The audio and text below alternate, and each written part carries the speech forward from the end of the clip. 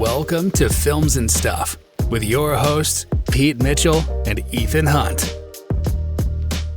Hello, Pete. Welcome back to Films and Stuff. How are you? I'm great, Ethan. How are you? I am dino-rific, and the reason for that is the long-awaited, let's call it the cram session or the prep session for Jurassic World Dominion. That's right. This is the Films and Stuff Crib Notes edition of Jurassic, the Jurassic series. It is. So before we start with Dominion, where are we in the Jurassic world? Yeah? This series started 1993. Can you believe it? That's right. That's 1993 30 years was the ago. original, almost exactly. So next week will be 30 or 29 year anniversary. Yeah.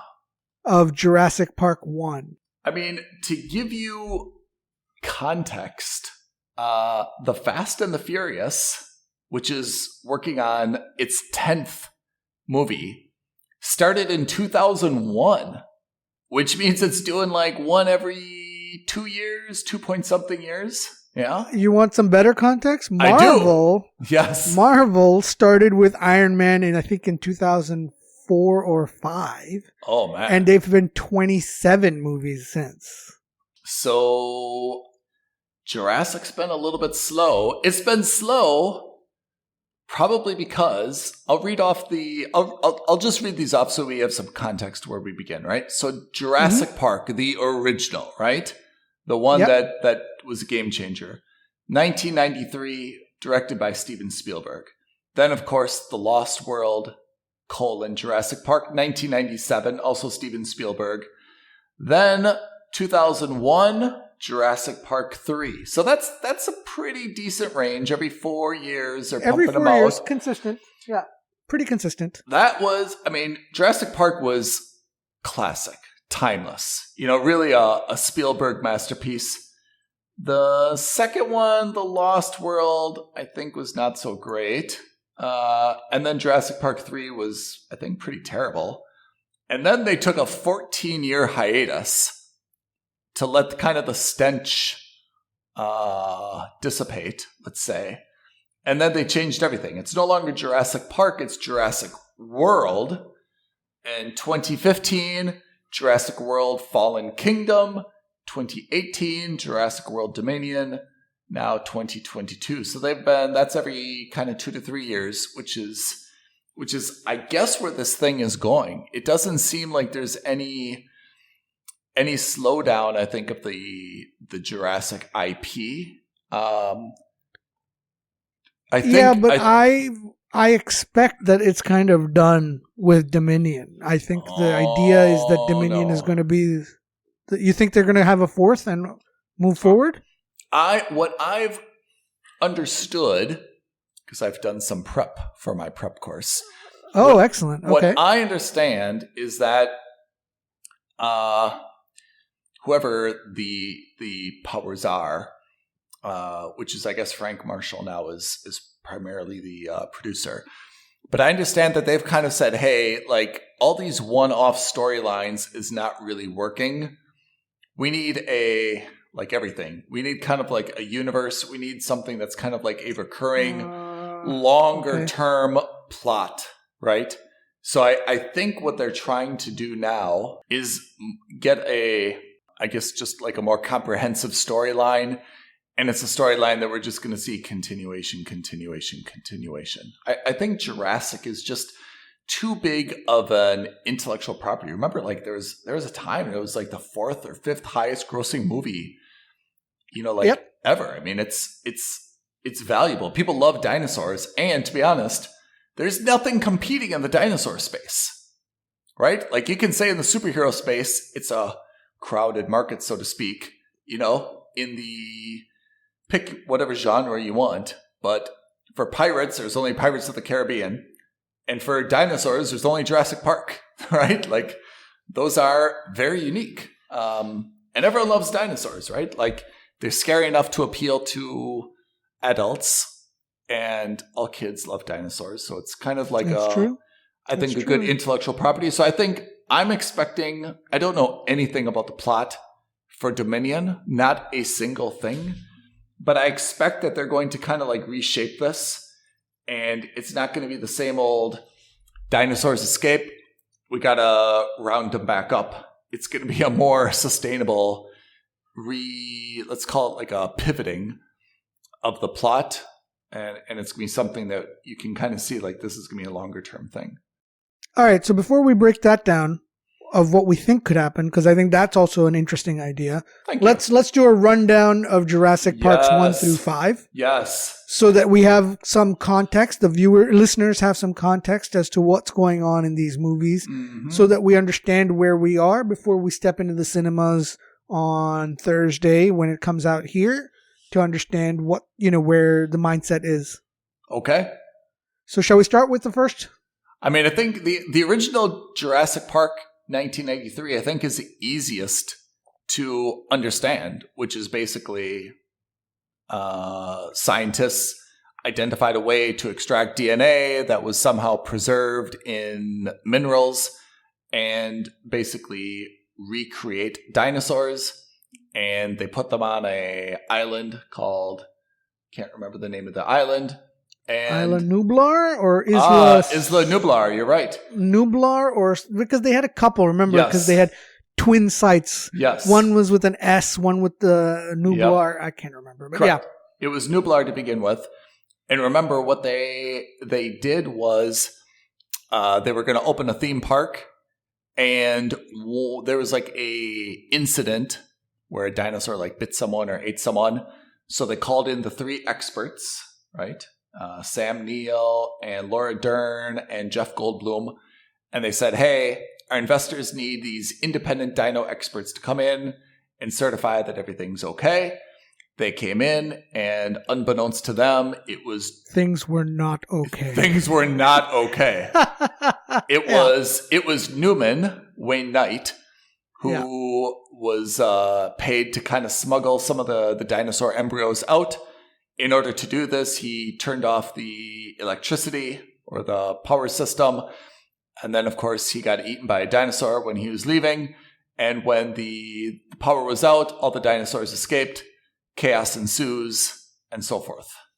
That's right. And then they escape with the park basically in tatters.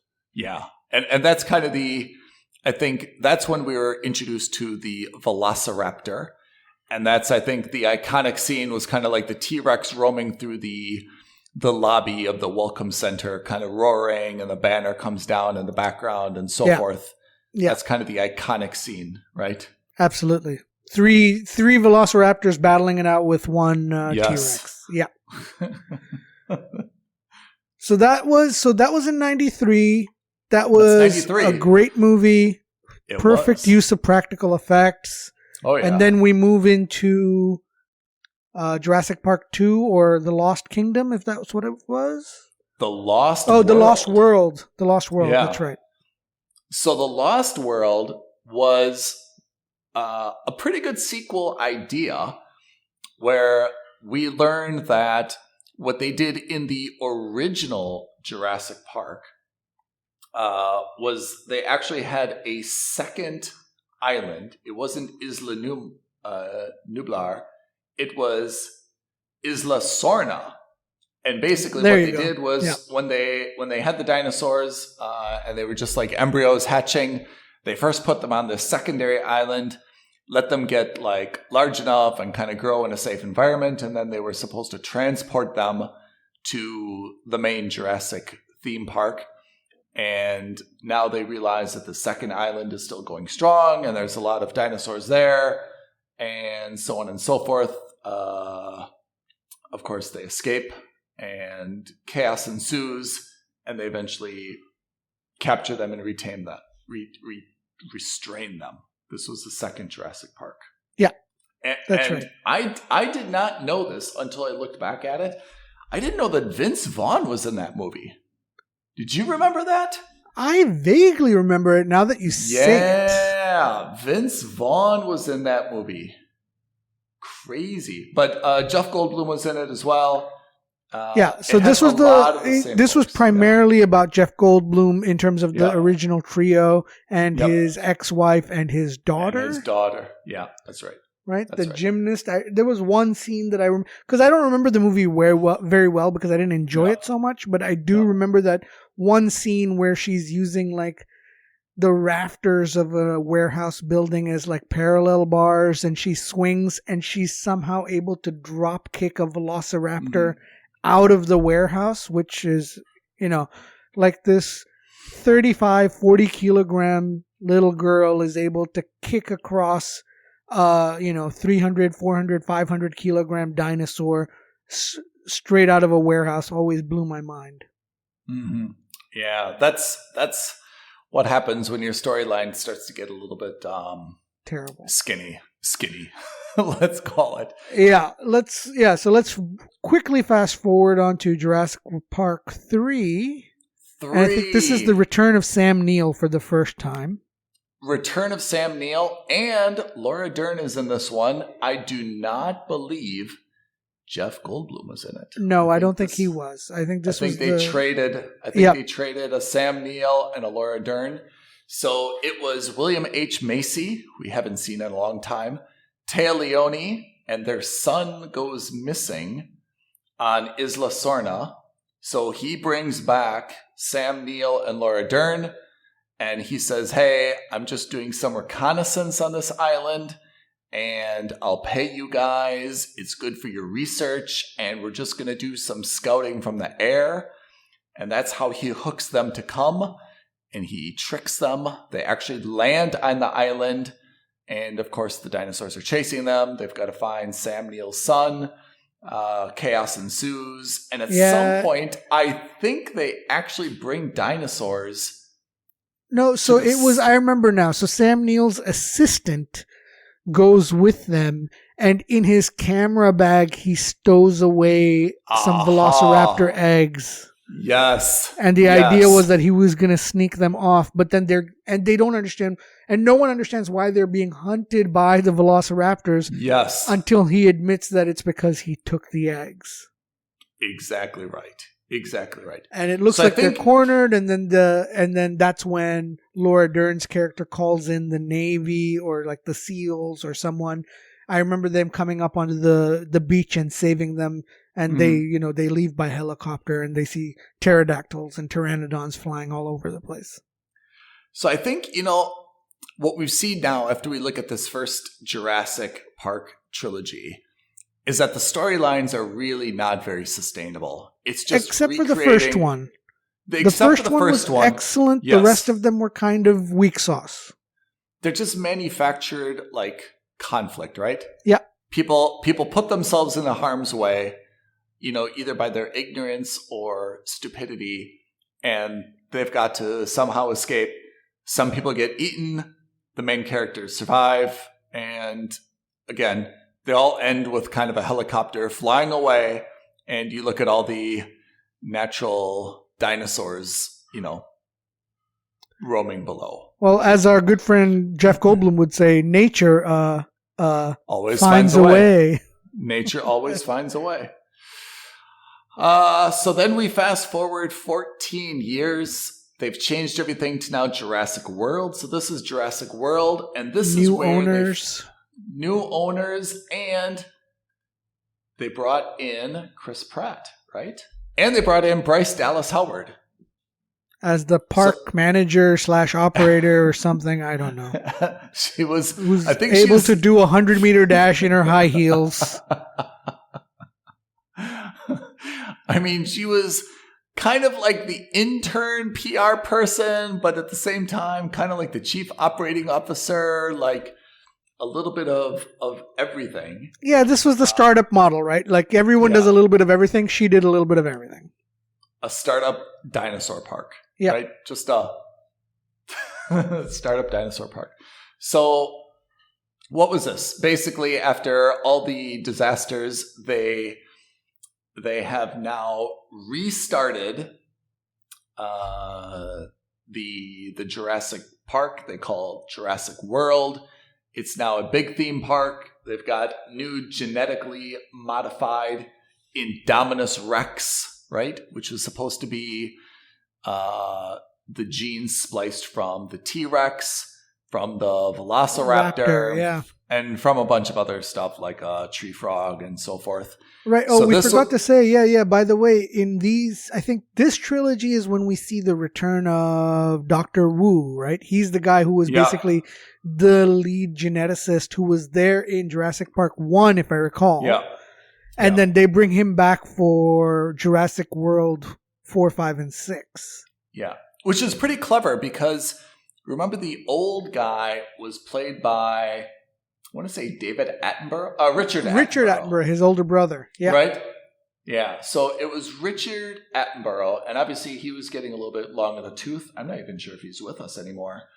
So obviously they needed like a little bit of continuity from the original, and it makes sense to bring in Wu, who I think had a very, very small incredibly role in small the original. part in the original, and then he becomes the main antagonist almost, if you would, in the 4, 5, and 6. Yeah. So remember, in Jurassic World, everything is going smoothly, right? Everybody, quote unquote, where's the narrator in the background? It was not going smoothly. Exactly. Exactly. So everything was, in theory, going smoothly. Yeah. They learned all their lessons. They're making a lot of money. They had a fail-safe, so you can't turn off the power. Everyone's coming. They're selling souvenirs. They're watching the Indominus Rex. But, of course, there was a mistake. And the Indominus Rex could camouflage itself. And remember then when the zookeepers, for the lack of a better word, went in to like feed it or give it its bath or something, they said, hey, it's not here. It's escaped. But it was really just camouflaging itself so they couldn't see it. And then it snuck out while they were trying to figure out where it was, right? Yeah. And then, of course, chaos ensued. We had to see Bryce Dallas Howard running very fast on cobblestone in high heels. How she didn't break her ankles is a mystery. But we get another returning cast member in this movie, which is the original T-Rex from Jurassic Park 1. He saves the day. That's right. And the T-Rex eats, I think at the end, the Indominus Rex. No, right? Because they have a fight. It was like all of the 3 raptors or 4 raptors that Chris Pratt trains, plus the original T-Rex from Jurassic Park 1. Yeah. Versus the Indominus Rex, and they back it up against the aquarium, and then the giant shark eats him. What was the name of the shark? Mosasaurus, I think. I think it's a Mosasaurus. Is that a real thing? Yeah, I think it's a real thing. Yeah. Yeah. Except for the Indominus Rex, all the dinosaurs, I believe, are real things. There's a Moses. Is that like remember the movie The Meg? Oh, there's something called the Megalodon. With Jason. Jason Statham. Yeah. Yeah. Okay. Yeah. So this actually is a real dinosaur, right? I believe all the dinosaurs were real except for the Indominus Rex. All right. So the Indominus Rex was eaten, and then everything is bad. Okay. Yep. 2018. Chris Pratt is back. Bryce Dallas Howard is back. Who else is back? Dr. Wu is back. Jeff Goldblum is back. Oh, that's right. They call him back in for this one. That's right. And it's the this time, if I remember correctly, the island has a volcano. Yes. It's about to go kaput. They want to try to save as many of the dinosaurs they can. So they go on what is supposed to be like a quote unquote humanitarian mission to save these dinos. And it turns out that it was really a mission where they were going to take these dinos so that they could auction them off to like privately wealthy individuals on the mainland. So I thought that the way that this went was like Congress, which apparently had nothing else to do I don't even think that this is like American soil, but that's a different issue. had like hearings as to whether or not they should save the dinosaurs. And Jeff Goldblum went, remember, and he reprised his classic line, which is, life will find a way. You don't have to save these dinosaurs. They'll be fine. And they decided not to save the dinosaurs. So then it was like a private group that decided to do it, correct? Something like that. I can't remember the technicalities as to how they got there, but I remember that they got Bryce Dallas Howard and Chris Pratt to go under the guise that they were going to save the dinos, not kidnap them for selling and in a private auction. Yeah. And is there a signature scene in Fallen Kingdom? I know I've seen Fallen Kingdom. Yeah, it was so generic to me that I can't think of a signature scene, right? I remember, so the other major plot point is that Hammond's granddaughter or great-granddaughter is a clone. She's the first human clone. And they realize, because at the end of the day, with all the chaos ensuing, they have to make a decision. Either let the dinosaurs die in that warehouse because there was some kind of poison gas system in place. Yeah. Or release them into the wilds of what is now obviously America. Right? Yeah. And so Bryce Dallas Howard, who was committed to saving them, was like, no, we have to think of mankind first. And so she says no. She steps away from the console. And I remember at the end, the cloned girl who was the one who releases them. So now you've got a bunch of dinosaurs roaming, the American California. Yeah. But then I think now that's the whole point of the trailers in Dominion is it's not just California. It's about how humans are now coexisting with dinosaurs everywhere in America. Oh, is that true? Yeah, I saw the trailers. I think I saw some frozen areas. I saw some desert areas or something like that. So I imagine that this movie is going to take place. I imagine Dominion is going to take place several years after Fallen Kingdom. And the point is that it's going to be, the dinosaurs have kind of become naturalized and have, taken over some habitats, and humankind has kind of learned to live with them. I don't know what the conceit of the movie is now thereafter. I don't know what the main selling point is going to be. Yeah. So I remember from Jurassic World, I thought there were three kind of signature scenes. Mm-hmm. And the first was that big fish in the tank. Yep.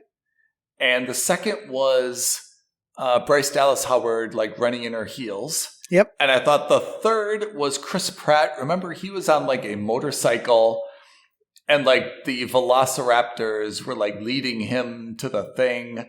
And he was kind of following them, driving through the jungle. I remember. I think that actually might happen in the second one, or I think I saw that in the trailer of the third one. I think that might just be in general a thing that he does in all of the movies. Maybe that's for me. Right. That third classic scene was where he's got his dinosaurs called Blue, his velociraptor. Yeah. And he's kind of training them, and he's standing in front of them with his arms wide, and he's kind of... And his toenail clippers. And then he kind of puts his hand out, almost like he's using the Force. So that was the other one. Yeah. You're right. I can't remember much about the second film. Yeah, the two Jurassic Worlds kind of blend together for me. But I remember in one of them also, there was, that rolling ball, and the two kids were in the rolling ball. That was in the first one. That's right. Those two kids was Bryce Dallas Howard's nephews. Mm-hmm. Mm-hmm. Yeah. They were in the rolling ball, and then the rolling ball stopped, and then someone smashed the rolling ball, and that was and then you see the rolling ball in the second one as well, because the volcano is exploding, and they use that rolling ball to escape. They jump off a cliff and land in the water, and dinosaurs fall around them. Yeah, you're right. The first two movies kind of did blend together, and that's not to say that they were generic, but the action sequences certainly seemed to be. And I don't know. The second one did not do anything for me. Well, I think this is one of the challenges that we had a previous episode 61, listeners, where we talked about all good all good like shows have like a asymmetrical conflict, right? They've got kind of like two conflicts. It's not just like a one-on-one conflict. And I think one of the challenges with Jurassic is that, you know, the dinosaurs are only going to be the dinosaurs, right? Like there's no dinosaurs versus anyone else, right? They're just going to eat up everything in their path. Yeah, it's hard to make them like multi-dimensional in terms of like their character, right? So you can really only have kind of like the zookeepers that care about the animals, and you can have like the evil corporation that only cares about money, and then you can just kind of the animals who just want to like survive, right? Exactly. And I think that's why for me and you, the two Jurassic Worlds blended together, because there's just not that much conflict, you know? It's not like Planet of the Apes, where the apes like initiate like ape law, right? And they have their internal conflicts, and then they're against the humans as well.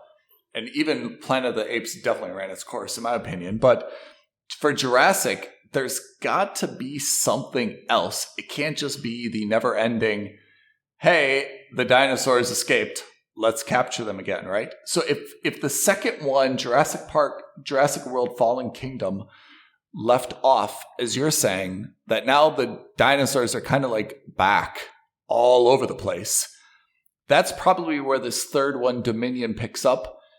And then what happens? I don't know what the central conflict is of this movie. That's the thing, is I just don't know what the central conflict is. And you, as you rightly pointed out, dinosaurs are effectively a two-dimensional character. Yeah. And in, you know, every good series has to have a protagonist and an antagonist. It's very clear who the protagonists are. And the antagonists are also equally two-dimensional, which is to say, you know, I'm not doing this for anything other than I want money. Yeah. Right? Dr. Wu he's not doing this because by unlocking the secrets of the dinosaur genome, he can, you know, save his mother who's got a genetic condition that needs that thing. There's no backstory. Or if there is, it was so generic that I didn't catch on to it. So there's no, if you think about it, in the first movie, it was Wayne Knight who kind of instigates the whole kickoff, right? And he was just doing it for money. And in the rest of the movies, everyone who's kind of done anything to be the bad guy is only doing it for money, which is okay. It's a good motivator for a heist movie, but it's not a great motivator for what is effectively a disaster movie, right? This is dinosaurs versus, it's like a humans versus nature. So it's like, it's like 2012. It's like, you know, what was that volcano movie? It's like those movies where you're basically running the clock. Oh, maybe it was just volcano. Yeah. Where you're running the clock against nature. And here you're kind of doing the same. You're running the 2-hour clock that this movie is going to be against nature. But what's the third dimension? What is the thing that makes the bad guys compelling? So I think to answer that question, I think we first have to ask, what are the rules for dinosaurs? What I mean by that is, I shouldn't answer a question with a question, but what I mean by that is, you know, for like a dog movie, there's a very clear unwritten rule. It's not law. You should not kill a dog, right?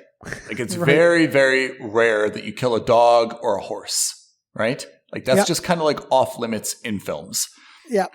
Are dinosaurs treated that way? I mean, we've seen dinosaurs. Carnivores can go at will. Herbivores have to stay alive no matter what. That's the way I look at it. I mean, herbivores are dogs. Carnivores are, you know, bad guys.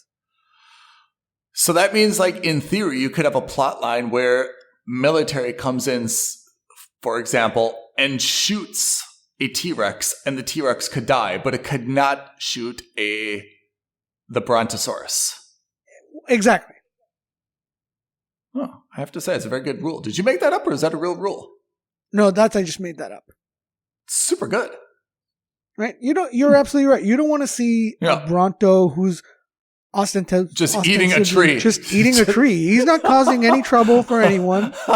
He's just I'm just sitting a there. happy brontosaurus. Exactly. I'm just a normal triceratops. I'm not doing anything. I'm just a happy triceratops. Okay. Right?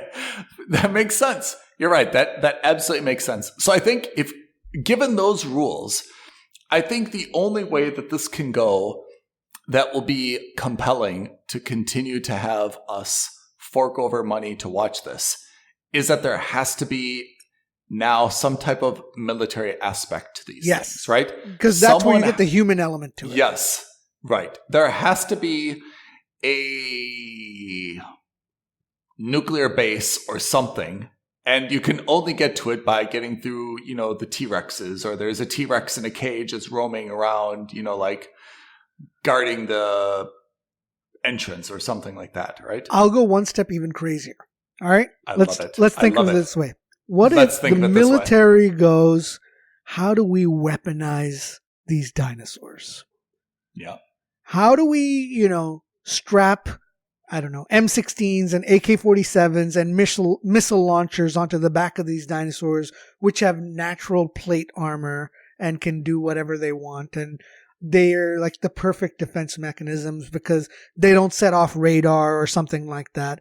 So how do we capture these guys and, create these genetic monstrosities that we can use to fight our battles for us? I mean, we saw a little bit of that with the original Chris Pratt, right? Where he was kind of trying to train them a little bit, but it didn't have like a military purpose. But that was kind of, we saw him kind of with the toenail clippers, like clicking and stuff.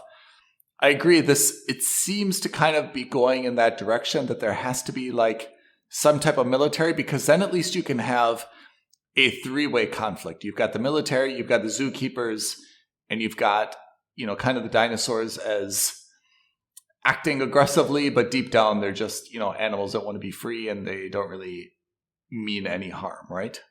But do you think this is sustainable? I mean, that's why I thought third was going to be the final one. I didn't know that they were going to have this like universe that they were building. With all due respect, these things are making, I understand that these movies are making in the billions of dollars, but I'm losing that compunction to watch them because who cares? It's not compelling viewing. And I hope that Dominion is different. I hope we see an element that adds a third dimension, whatever that element is. But right now, the idea of man versus dinosaurs has worn thin, because that's the equivalent of saying, man versus monkey in the forest. Like, what's the difference? Yeah. I don't think they're going to go super sci-fi. Yeah. I don't think they're going to start saying that the dinosaurs start developing human-like intelligence. I don't think they're going to go into aliens. I don't think they're going anywhere like that. So if that's not how you're going, fine. That means that these are just animals again. Okay. What compelling movie can you do with animals? I mean, I'd still imagine that they're going to try to squeeze kind of three more out of this. And I think in order to do that, then you have to kind of marginalize the dinosaurs, right? Like the first Jurassic Park was all dinosaurs. Yeah. And the humans played a lesser role. And now I think it has to be Chris Pratt and Bryce Dallas Howard and focus more on the internal conflict and just have the dinosaurs kind of in the background as a piece of the larger like interhuman conflict, right? I think you just need to minimize the dinosaurs, like their involvement in the storyline. Otherwise, like you said, there's not a lot of places that can go where it doesn't become extraordinarily redundant, unless you're going to bring in something that's like super bizarre. And I think that once you go too bizarre, I mean, it's already bizarre that there's dinosaurs. So, I mean, you're not going to have dinosaurs versus aliens. You're not going to have, there's no metaverse. There's no like traveling back in time or forward in time. There's only so many like military plots that people can see. So I think you need to just focus more on the human element and more on like the corporate hijinks. And it has to be less and less dinosaur. I think what's going to happen is the dinosaurs are going to become relegated to being the MacGuffin, which is to say that there's going to someone And again, I've seen one trailer. I have no idea what the actual plot is. I don't think it was even a full trailer. I have not seen the trailer. I think I saw a teaser trailer when it came out like months ago. I don't know what the plot is. I just know that all of them are back. I know that Sam Neill, Laura Dern, and Jeff Goldblum are back. I don't know how serious their roles are going to be, but I just imagine that it's going to be that the dinosaurs are going to end up becoming the MacGuffin. Or it's going to have to be, they develop some kind of serum that they want to deploy into the atmosphere to kill all the dinos. And of course, everyone's against that. Or that, there's something like that. And that's it. I honestly don't see where a good compelling story comes out of dinosaurs any longer. I have a problem. I love Laura Dern more than anyone, but I'm not sure why we're bringing back Sam Neill and Laura Dern. The Fast series has always been good about bringing in someone new, right? Fresh blood, Jason Statham, The Rock, right? John Cena, Charlize Theron. Yes. Yeah. I don't understand why we're going backwards and bringing in, I'm sure Sam Neill is an amazing guy. There's not like this outcry for more Sam Neill. Bring back Sam Neill, right? Same with Laura there is Dern. for me. I love him. All right. Generally, can we, but it's Sam Neill, Laura Dern, Jeff Goldblum, right? They were iconic characters. Actually, I'd say Goldblum was iconic in the first one. Sam Neill and Laura Dern just played, if you look at that first one, I mean, they were just overdressed scientists, right? They dressed them like so scientisty in the wilderness with the khaki and the bandanas and the glasses. But I really like they had their moments, right? There was that moment like where the iconic moment, for example, in Jurassic Park 1 with Laura Dern is where she's got her hands inside the turd of that Stegosaurus. Yeah. And then for Sam Neill, it was that moment where he's on the treetops with the two children. And there's a Bronto head there, and he's helping them pet the Bronto. Or even when he's climbing the electric fence, and he does the ultimate dad joke, which is he pretends like it's still electrified when it's not. Yeah. There were a couple of highlight moments for them in that. But that's sense. 1990. That's 1993. What I'm saying is that this series needs. Just make up a character. Bring in Justin Timberlake and what's his wife's name? Mila Kunis? No, that's the Ashton Kutcher. Yeah. Biel, Jessica Biel. Yes. Bring in those two, right? As these new graduate students, and let them be involved. That's even a better idea. Bring in Ashton Kutcher and Mila Kunis. I think they need to bring in someone new into the series rather than going back and getting, why they're doing that? Laura Dern. You know why they're doing that? It's because I suspect internal metrics were that they didn't have as many people who've watched the new trilogy or, Jurassic World 1 and 2 as those who are our age who watched the first trilogy, Jurassic Park trilogy. Yeah. And the easiest way to get us back in the cinema to watch Jurassic World is to get the original trilogy back. I'm not saying replace Sam Neill, Laura Dern, and Jeff Goldblum, but I'm saying that we need, I think, fresh blood in this. You can be nostalgic, but bring in someone new. Maybe there is someone new and we just don't know who it is, but I would say, just like how we saw Top Gun, right? Top Gun, Maverick, brought in some new characters who are super cool, right? Hangman, Phoenix. I mean, those are, to be honest, they could probably do a spin-off on either those two. Just those three. With Rooster, Hangman, and Phoenix, you've got a good sequel potential there. Yeah. I think it would also be called that same movie with it was also Jessica Biel, and it was Jamie Foxx, and there's a third guy, remember? It was about like a AI fighter jet. Oh, Stealth. Yeah. Stealth. Yeah. That would be called Stealth too with those. Josh Lucas? Maybe. Yeah, no, the third guy. Yeah, the four of them were a squadron. The fourth one was the AI powered ship. Yeah. Remember that? I do remember that. So that would be that movie. But I think that they need to bring in someone new. If you're really intent on making the Jurassic World series something that's sustainable for 3 more installments, I think you need to bring in Ashton and his wife. I think you need to bring in Timberlake. You need to bring in just someone new that can provide something, different. Maybe they've got that person. We just don't know because we haven't seen it. Obviously, they haven't been announced. Yeah. That's absolutely possible. But for me, this is really, really similar where it's Chris Pratt and Bryce Dallas Howard reprise their roles. And we're bringing back Sam Neill, Laura Dern, and Jeff Goldblum. And we're bringing back blah, blah, blah, blah, blah. That's okay if there was an iconic movie and you're looking forward to the sequel. But when you're already kind of I can't remember what happened in the 4th one, or was it the 5th one? And I'm not sure what they're going to do here. It just seems like that's not the right formula to get enthusiasm, right?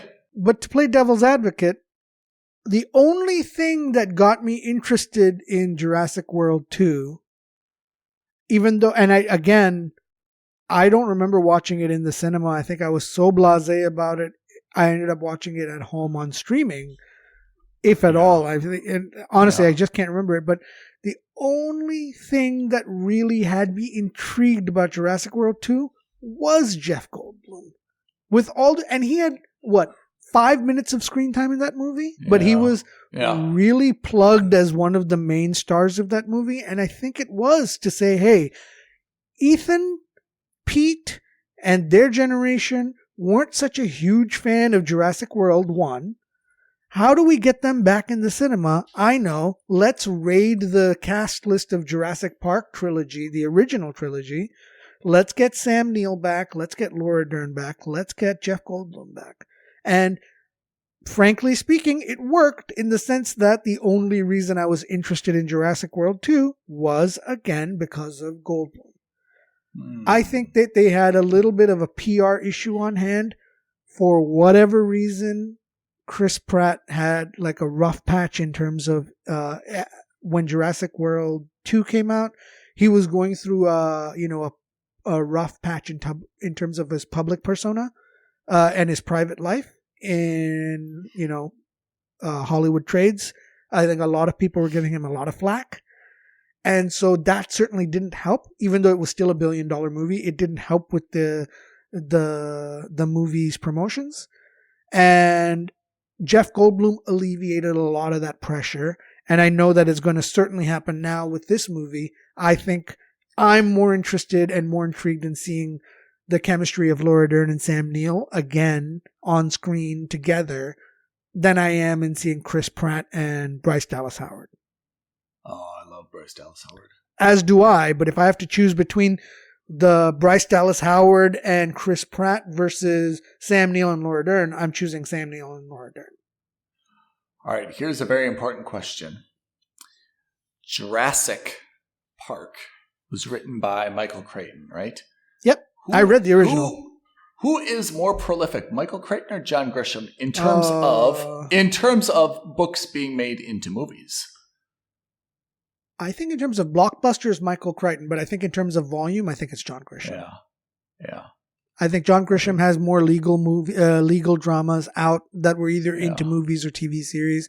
But in terms of Michael Crichton's books, all of his movies have been summer blockbusters, right? The Sphere, Jurassic Park, what else? Timeline. Yeah. Although I think was that a movie or was that a TV series? I can't remember. It was both. Maybe both. I remember. I love the books, but I remember the movie / TV show was terrible. Yeah, I agree. I'm looking at the Grisham stuff. Grisham's books are all amazing. I can't think of one that was an amazing movie, right? I mean, The Firm. Great movie. No. You don't think so? No. What didn't do it for you? I think it was all wrong. I think that was all wrong. The way that just the pacing, the time. I don't remember. To be fair, I didn't read the book, so I'm only going by the movie. Tom Cruise, our man Tom Cruise. Yep. So Firm, Pelican Brief, Client, Rainmaker, Runaway Jury. Trying to think of what else we kind of saw. All of those books were amazing, but I can't think of any that were like really a great movie. I think maybe The Pelican Brief, maybe Runaway Jury, but the books were just dramatically better. Whereas I'm looking at Michael Crichton. I think Michael Crichton.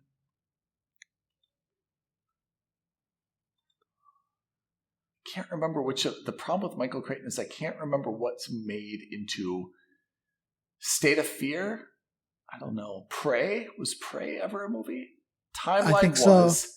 Airframe? I don't think Airframe was. Airframe was. I remember Airframe. It was a movie? Yeah, I'm pretty certain it was a movie, actually. All right. I'm pretty certain. Don't hold me to that. Disclosure was a movie. Very good movie. Yep. Jurassic Park.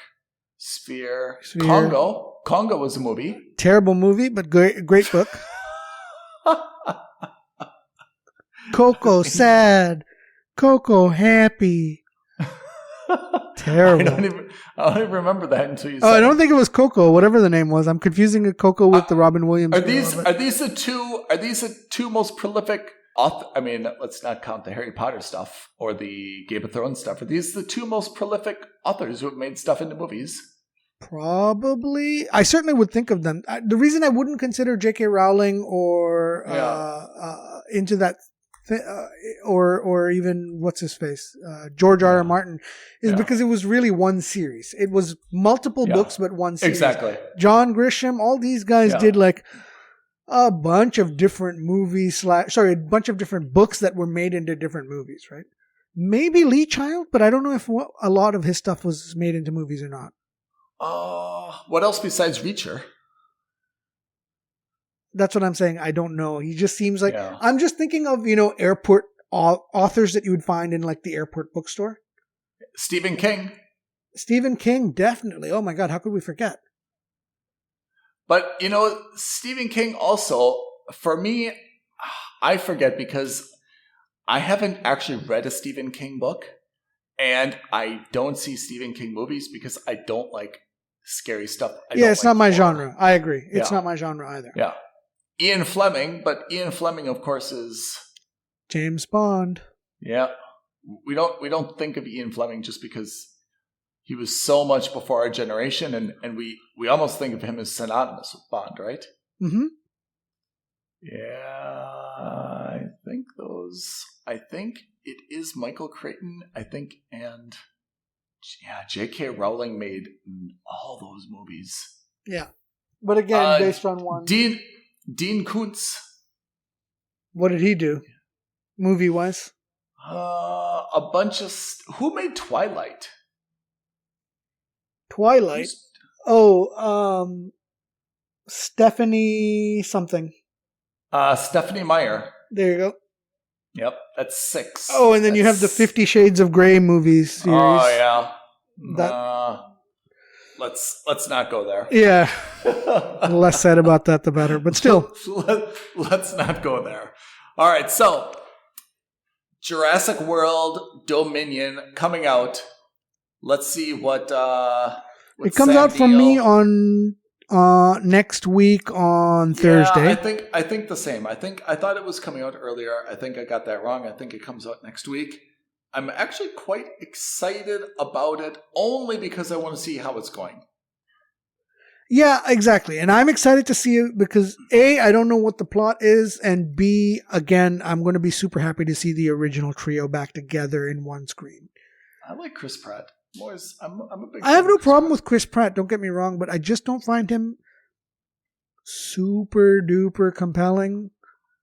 I think that he's kind of a bit Harrison Ford-ish, which is to say he plays the same kind of character in every movie.